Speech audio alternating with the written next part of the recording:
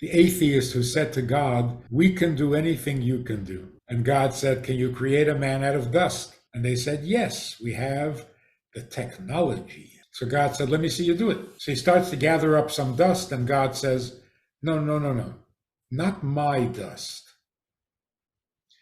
You may remember the words, the opening words of the Torah. In the beginning, God created the heaven and the earth. You've heard that, right? Pretty famous. So let's find out something we didn't know before.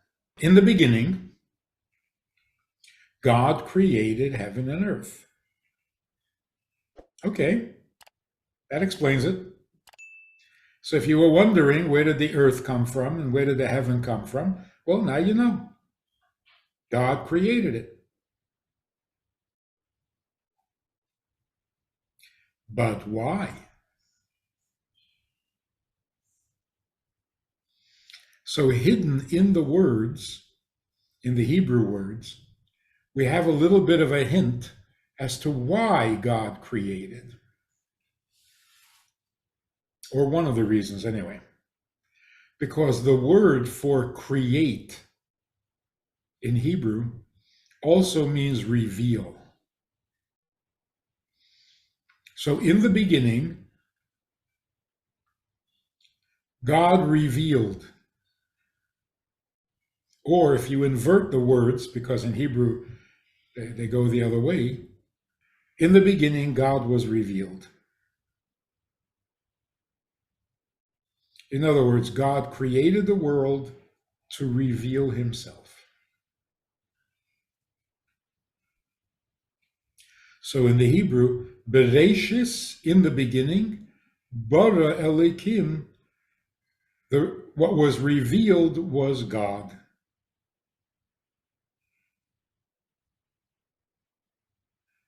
God created the world so that he would be known. That's a lot.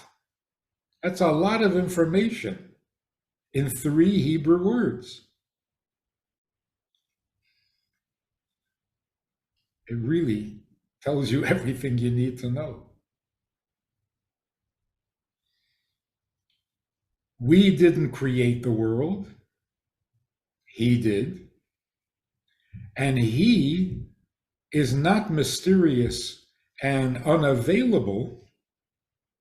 On the contrary, in the beginning, the first thing God wanted was to reveal himself. And where did he want to reveal himself? First in heaven, but then on earth. Well, this takes away another mystery. Everybody asks this question, even children. If God wants us to be in a relationship with him, why is he so mysterious?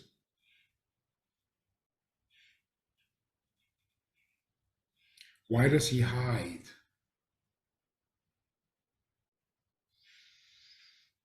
And different people come up with different explanations. He's hiding not because he wants to, but because we rejected him. We meaning Adam and Eve. When they sinned by eating from the tree, they drove God away. So God withdrew because this relationship wasn't working. We blew it. Well, that leaves even more mystery. Did God not know that this was going to happen? And then what do we do to fix it?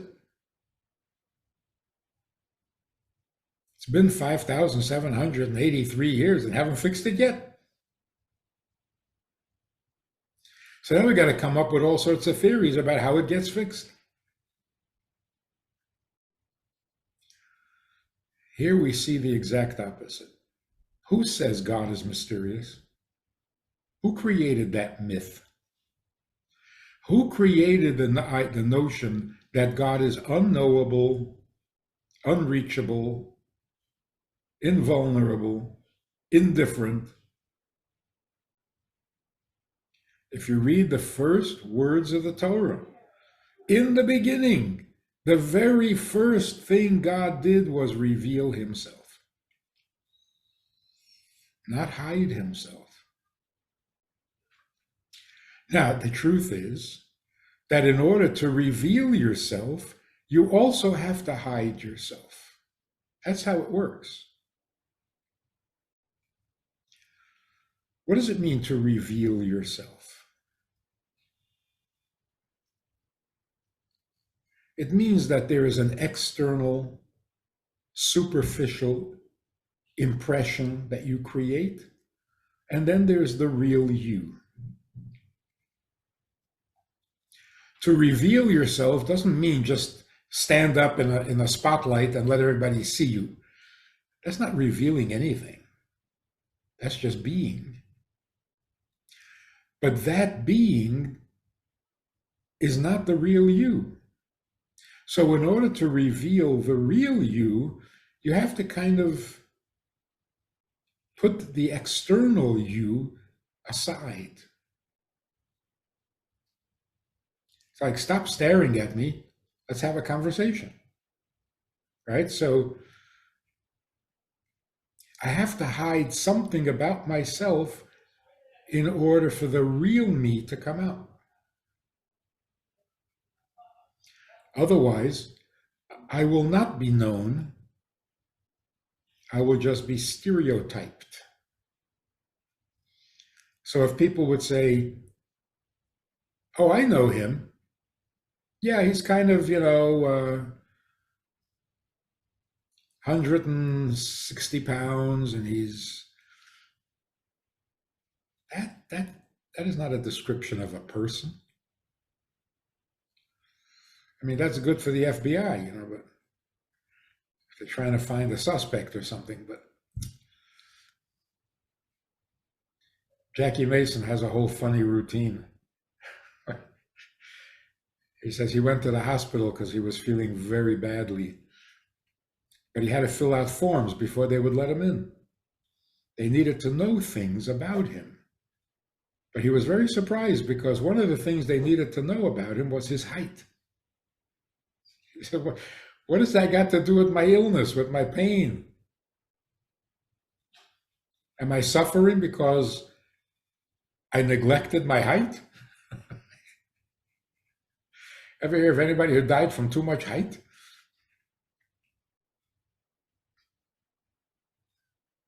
So describing your height, giving measurements, that's not saying who you are. On the contrary, that kind of conceals who you are. It's a distraction. So you have to get past that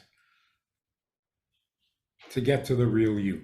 So yes, in order for God to make himself known, he has to hide some parts of himself that would be a distraction to who he really is. So what don't we see? Well, we don't always see holiness. Right? Is God holy? Yeah, he's holy. In fact, he tells us that we should be holy so that we would be like him, because he is holy. So yeah, he's holy. Do you see holiness? Not really. You got to stop and think about it. You have to develop a sensitivity to it, an insight. But if you look at the world, even if you look at the Bible, you don't see holiness. There are people who complain the Bible is just a book of violence and misfits who can't get anything right. They don't see anything holy. So the holiness is concealed because angels are also holy. So thinking of God as holy is not personal enough. That's just a feature. How about infinity? Has anyone experienced infinity yet? Or beyond? Infinity and beyond? We haven't even gotten to infinity yet. So his infinity is also concealed. Not so much in heaven, but on earth, all infinity is concealed because earth is strictly finite. What else is concealed? The future. What is God's vision of the future? Don't know. Till it happens, we're not going to really know. What else is concealed? God's judgment. We don't understand why good guys suffer and bad guys succeed. That's God's judgment. Don't understand it. It's concealed. Yeah, if you think about it deeply, you might come up with some insight as to what really is success and who is really successful and at what. So, who has a better life, the righteous or the wicked? Of course, the righteous. Who has a better existence? The wicked. But what's more important, life or existence? Okay, so you have to become a real philosopher to even start to appreciate God's judgment. But for all practical purposes, it's concealed. So, what is not concealed? What did God reveal when he created heaven and earth?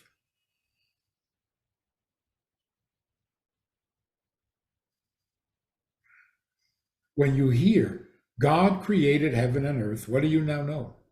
About him. It explains where the world came from, but that's not so important.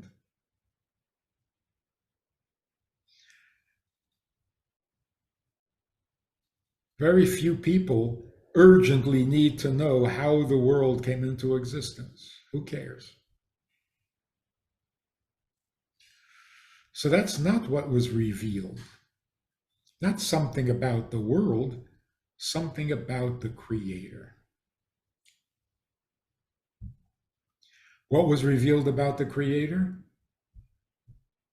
That he is not content.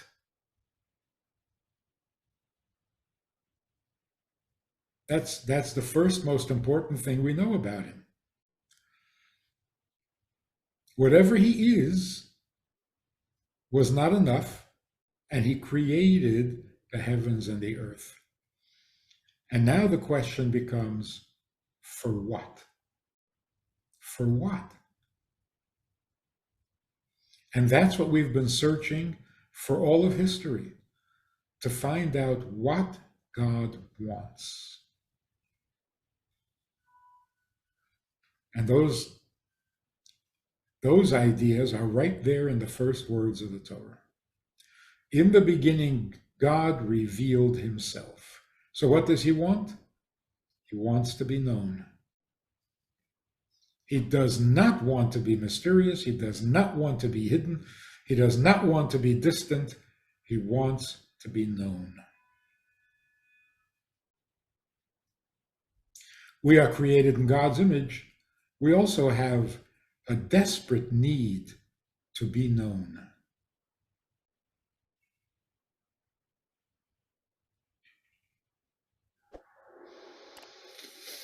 There was a woman who committed suicide in our community in Minneapolis. She left a note. Brilliant. It was like an essay. It wasn't a note, it was almost a book. But the main point she made was she's going to destroy herself because she can't tolerate the transparency of her existence. People look at her and see nothing. She's transparent. And that drove her to desperation. To not be known is really painful. So, where do we get this need to be known?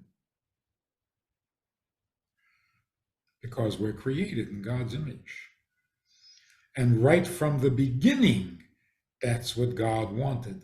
In other words, it's a primordial need. It exists right at the beginning of our existence. The moment we're born, what we need most is to be known. And that's why babies cry. For attention. Don't ignore me. That would be the worst thing. Even physically, that's true. If you ignore a baby, they don't have a good chance of surviving. So babies must attract attention. And they do it in two ways: by crying and being miserable, and by being cute and adorable. Some babies use one method more than the other. Other babies use the other method more than the other. But they're doing the same thing. They're making sure that they're not neglected, that they are known. First, that their existence is known. Second, that their needs are known. Third, that their feelings are known. And eventually, that their ideas are known. That's a human being, basically.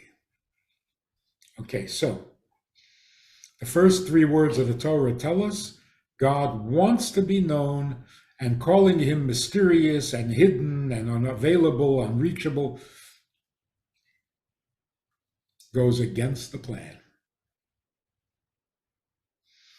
And in order to make himself truly knowable, not only did he create heaven and earth, but he also revealed his plan and his purpose and his desires in the Torah.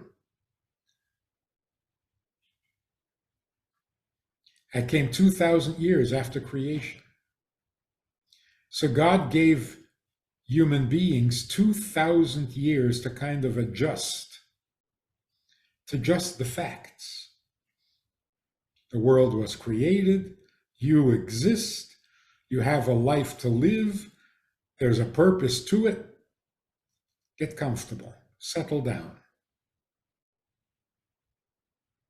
Unpack your bags, build yourself a house, and then when you're settled, we'll talk. Where will we talk? At Mount Sinai. I'll arrange it. But we will meet at Mount Sinai and we'll talk. When you've matured to the point where you can understand what I'm saying or writing or telling you. And then after that, for about 3,300 years, we have been trying to master this wisdom, which is getting to know God. Okay, those are the first three words. Let's look at another interesting thing. In the beginning, God created the heaven and the earth. Every word in Torah has to have a purpose, a meaning, and it has to be accountable for. Was it really necessary to say the, not only once, but twice? It could have said, in the beginning, God created the heaven and earth. Why the heaven and the earth?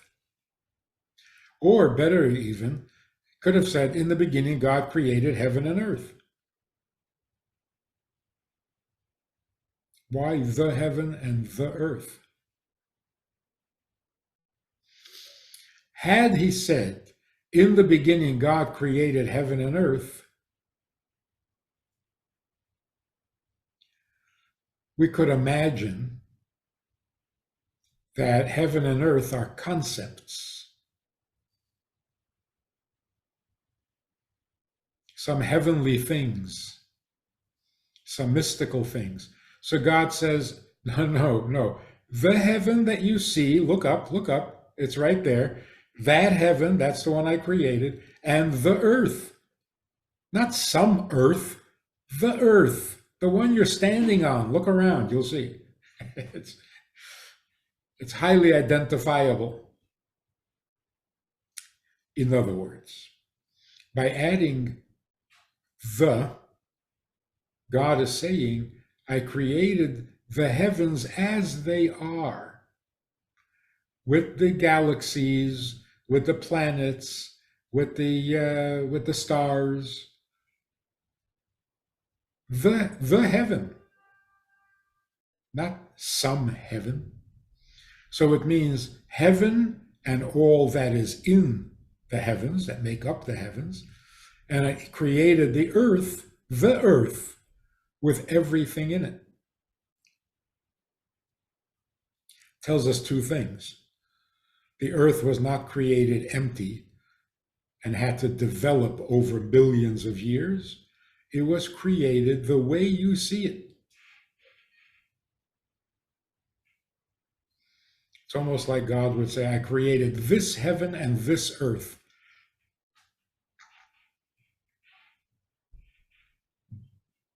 So we know that the earth did not evolve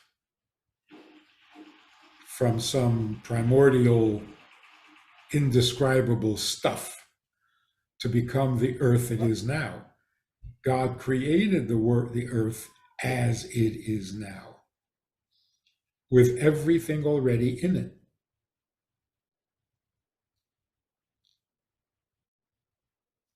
The other interesting observation that brings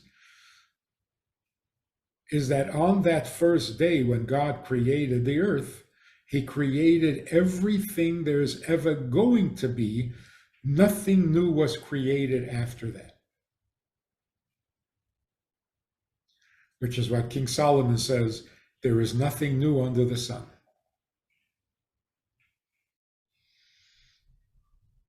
Everything that was going to be created was created on the first day, and since then, nothing more, nothing new was created.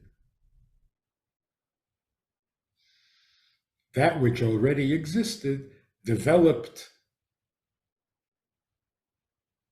got more sophisticated.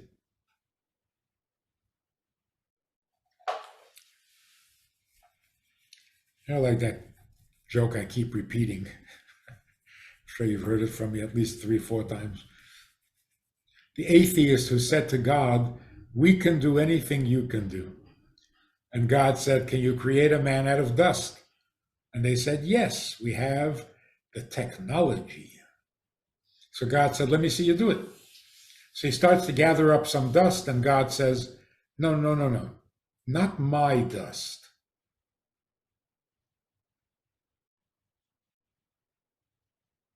In other words, you can't create anything new. You have to start with something already existing if you want to improve on it or develop it or bring out its potential. But you can't begin to create anything new. You can't even make dust. And not only we can't, God doesn't. God has not created anything in 5,783 years. So what's he been busy with? Recreating the same things that he created on the first day. So there really is nothing new under the sun.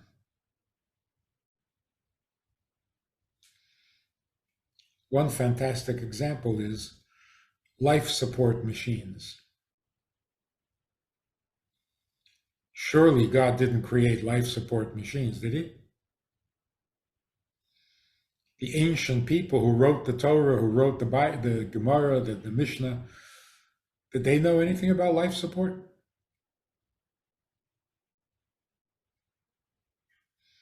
So when a question comes up about whether you're allowed to pull the plug, does God allow us to pull the plug? on a person who's on a life support machine, how are we supposed to know? God never said anything about a life support machine. And yet we are not allowed to pull a plug unless we find out if God permits it. So, how does that work?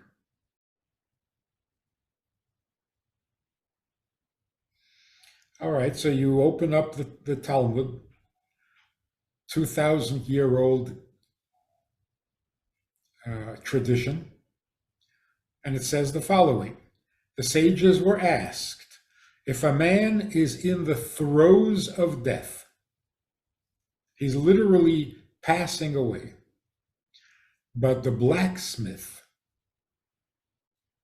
who works next door is pounding on his anvil with his hammer, and every time he pounds, the sound, the noise, stuns the patient back to life. So he's about to pass away. The sound of the anvil shocks him back to consciousness, and the whole family is suffering because it's prolonging the death. And so they came to the sages and they asked, are we permitted to pay the blacksmith to stop working?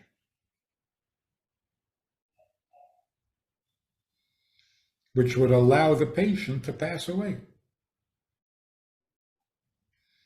And the sages said, yes, it is permitted in God's law.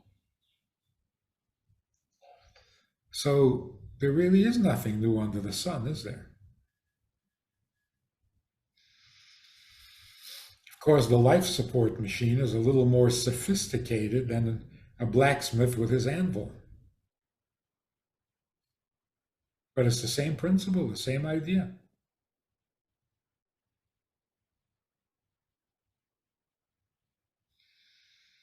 Nothing new under the sun. And how do we know that? Because it says the heavens and the earth. Everything that earth was meant to contain was created at the first day.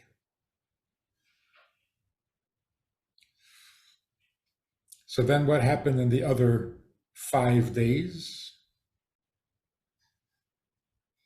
Didn't God create a heaven? Didn't God create plants? Didn't God create animals?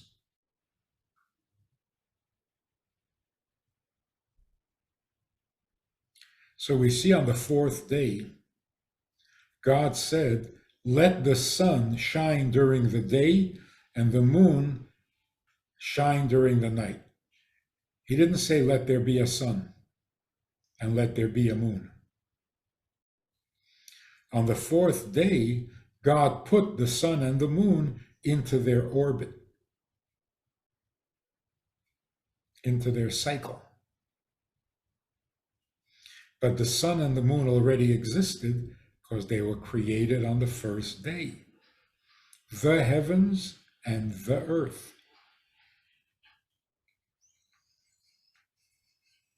So what happened in the 6 days was all the things created at the first moment were organized. It's like you're moving into a home and you buy all the furniture and all the fixtures the home is going to need right on the first day. Then you spend the rest of the week putting each piece of furniture and each appliance in the right place in the home. So on the first day, God created everything. And for a week, he gave everything its place. He organized it.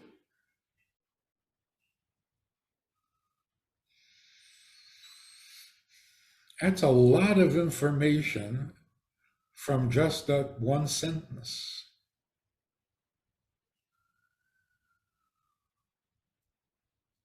Because then the very next sentence says, and the earth was dark and void and chaotic.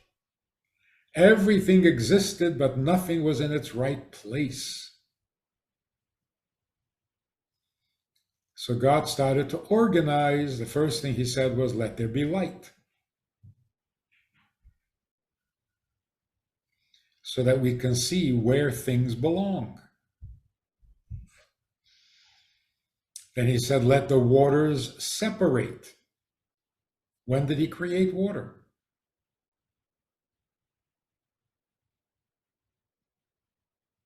Doesn't say anywhere, let there be water.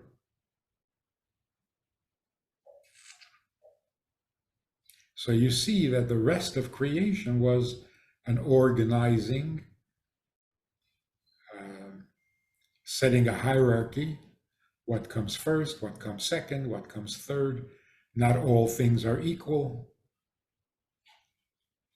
That's called the organization of creation. If you enjoyed this conversation or this topic, and you're looking for more information, or you want to hear it again from another angle, there is a way to do that. And that is in this book. It's all there. Order it from Amazon. You can read it, reread it, and share it.